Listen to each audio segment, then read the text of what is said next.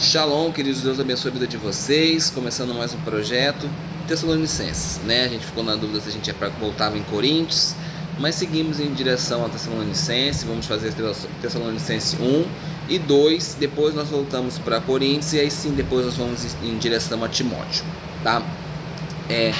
Vou tentar falar um pouco mais alto, porque eu estou fazendo essa gravação na sala da minha casa, tem um ventilador ligado, movimentação de pessoas. Então vou tentar falar mais alto para que a minha voz fique mais fácil de ser ouvida, né? E não se misture tanto com os demais barulhos, tá? Então a carta começa, como sempre, com Paulo realizando uma saudação, né? E informando aqueles que estavam com ele ali naquele momento, tá? Então ele fala ali dele, de Paulo, mas vai falar também de Silas, né? Vai falar de Timóteo, tá? Todos os dois acompanharam Paulo aí na sua segunda viagem missionária. Atos capítulo 15 até Atos capítulo 18 nos mostra isso. E a carta é endereçada aos Tessalonicenses, tá? Tessalônica é uma cidade grega, tá? E hoje, se a gente for buscar referência nos dias de hoje, é a cidade de Salônica, tá? Que é na região da Macedônia, lá no norte da Grécia, tá? E aí Paulo vai começar vamos dizer assim, os seus pontos teóricos, né? O seu ensino de uma forma muito judaica de se falar, né? Ele diz assim, ó, trazendo a mente perante Deus nosso Pai, que o Senhor Jesus, o Messias, realizou entre vocês com sua fé, produziu ação, seu amor, trabalho árduo, e sua esperança, perseverança. Então essa é uma visão muito judaica da coisa, porque a gente está acostumado a ver, por exemplo, a fé, a confiança, como algo puramente intelectual, onde basta eu acreditar, não, eu creio em Deus. Ah, mas você age como alguém que crê em Deus? Não, mas eu creio em Deus, né? Então isso a gente chama de um assentimento intelectual, de algo que você tem na sua mente, você consegue perceber e compreender na sua mente, mas isso não vai produzir em você nada, né? E aqui Paulo já diz que a nossa fé vai produzir o quê? Ação, né? Todos os nossos movimentos de fé, gente, eles partem-se de uma concepção intelectual, mas elas precisam produzir uma ação. Nós já vimos Tiago falando disso, né? Nós já vimos Paulo falando isso em outra oportunidade, mas a gente tem que começar a trazer isso para a nossa prática, para a nossa vida. Você crê? Então haja como alguém que você crê, produza ação. Da mesma maneira, Paulo vai trazer o amor, né? Não como um sentimento também, né? Mas algo que traz como resultado um trabalho árduo. Você ama a Deus e você trabalha arduamente para que você possa agradá-lo, né? As pessoas falam assim, não, mas a lei é muito pesada. A lei é muito pesada? Mas Paulo está dizendo para você aqui que o amor resulta em trabalho árduo, resulta em você batalhar. E ele cita também a esperança, né? E a esperança não é um desejo, né? Como é que eu posso dizer assim? Mascarado, né? Um desejo de algo que você não vai conseguir nunca realizar. Não, a esperança que é descrita aqui, ela é fundamentada na palavra de Deus, tá? Então, ela mantém as expectativas naquilo que Deus havia prometido e aquilo que a gente sabe que Deus irá cumprir, tá? Então, pelo tal, essa esperança vai produzir em nós perseverança, tá? Então, a gente não espera simplesmente, a gente não tem uma esperança, eu espero que isso aconteça, mas não tem fundamento nenhum. O fundamento é a palavra de Deus, e a gente tem altas expectativas porque a gente sabe que Ele cumpre tudo aquilo que Ele promete, né? E aí, eu vou abrir aqui 1 Coríntios no capítulo 13, tá? E vou ler um texto extremamente conhecido, todo mundo conhece esse texto, já ouviu falar, é o 13:13, que diz assim, ó: mas agora permanecem 3 coisas: a fé, a esperança e o amor, e o maior delas é o amor. Veja bem, Paulo falou aqui de fé, também em Tessalonicenses, falou também de amor e falou também de esperança, né?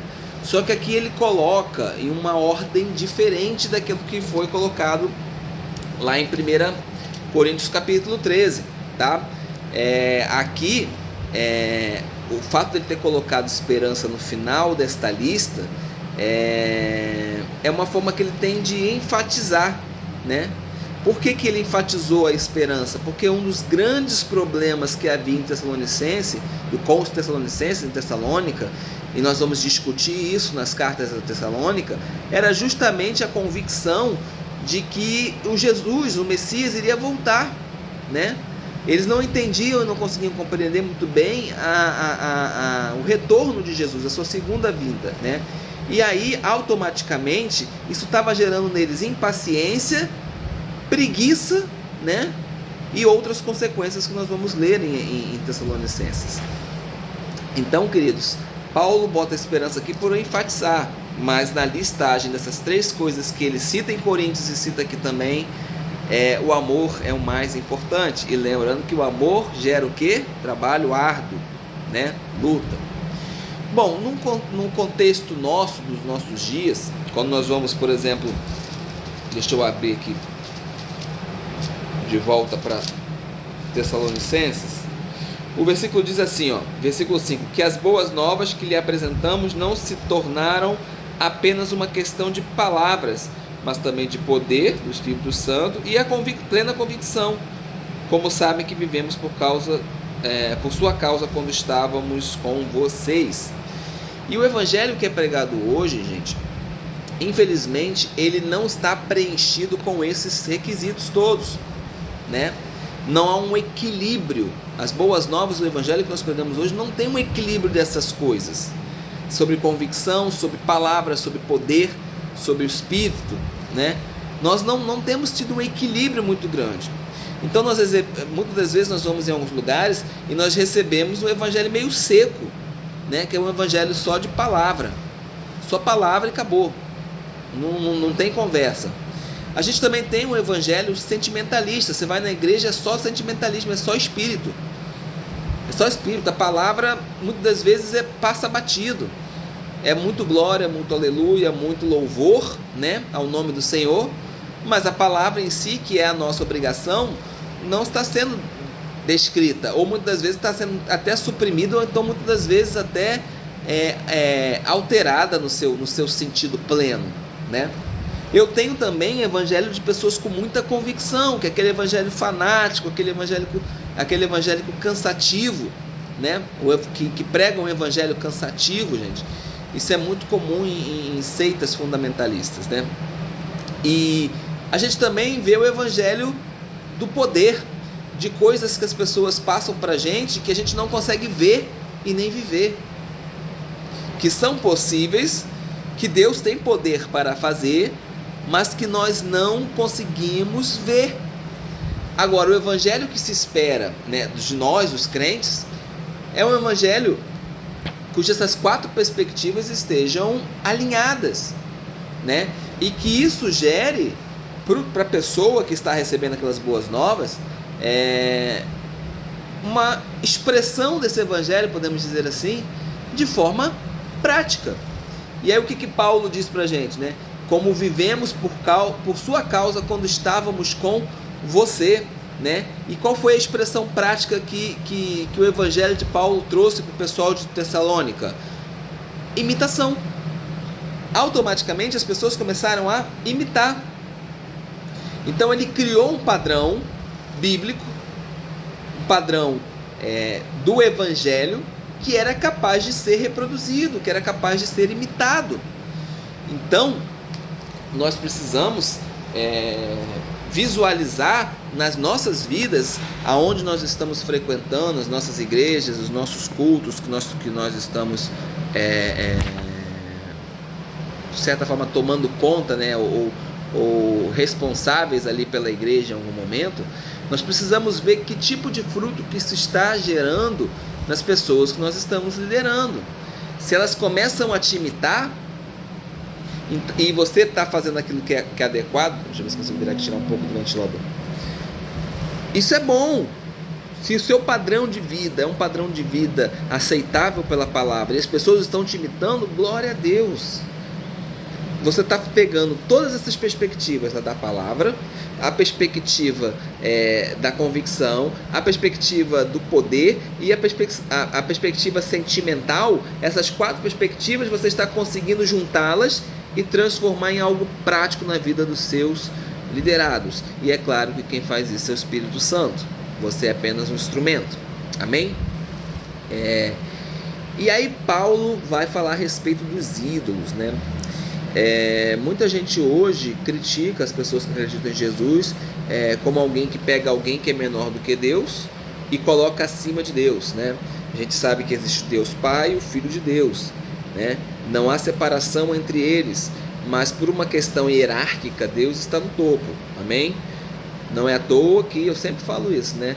Todas as coisas foram colocadas debaixo da autoridade de Jesus, menos aquele que deu autoridade para ele, né? Isso está descrito na palavra. Não é... A Juliana é contra Jesus, pelo amor de Deus, gente. Jesus é o Rei e Salvador da minha vida. Eu adoro Ele.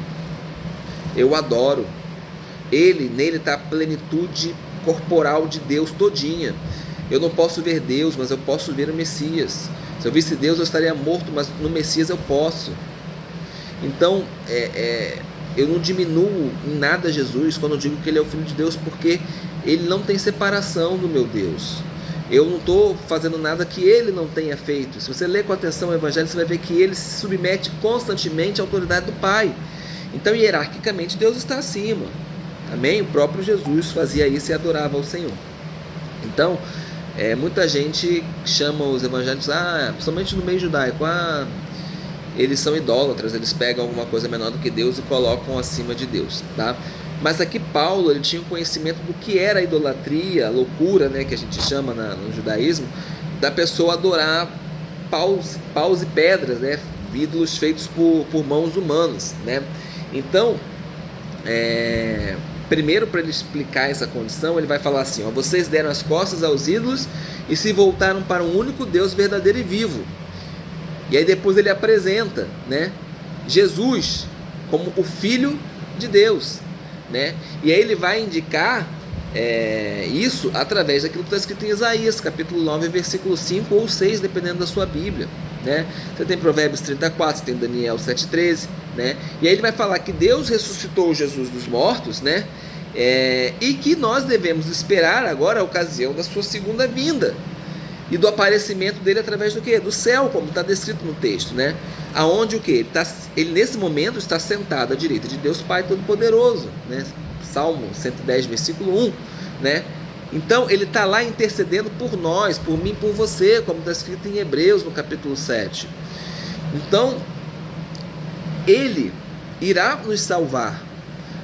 O próprio texto diz, ele irá nos salvar da ira iminente, né?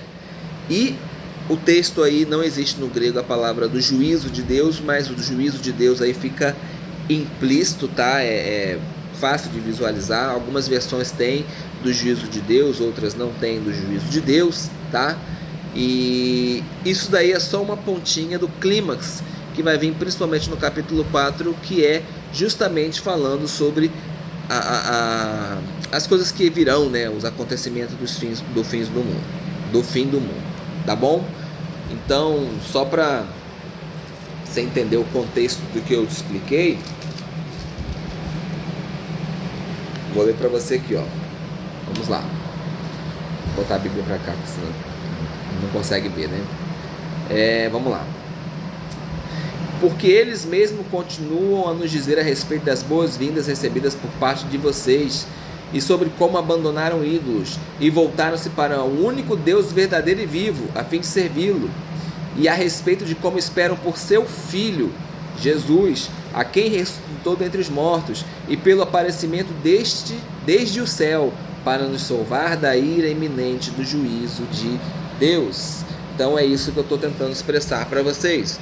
Então Paulo estava dizendo, olha, vocês saíram dos ídolos, mas vocês não estão adorando um ídolo, como alguns acham que adorar Jesus é idolatria. Não, vocês estão adorando o Deus vivo, do qual enviou o seu Filho, né? E está sentado à direita de Deus Pai Poderoso, Ele vai nos salvar, Deus ressuscitou Ele dos mortos, né? Ele vai aparecer desde o céu, vai nos salvar da ira iminente do juízo de Deus, tá? Então esse é o contexto, porque muitas vezes a gente olha a idolatria como nos dias de hoje, né? Mas a idolatria aqui precisa ser vista como nos tempos de Paulo. Bom, esse é o capítulo 1, eu espero que tenha sido bênção sobre a sua vida. Eu te espero no capítulo 2 muito em breve, em nome de Jesus. Amém.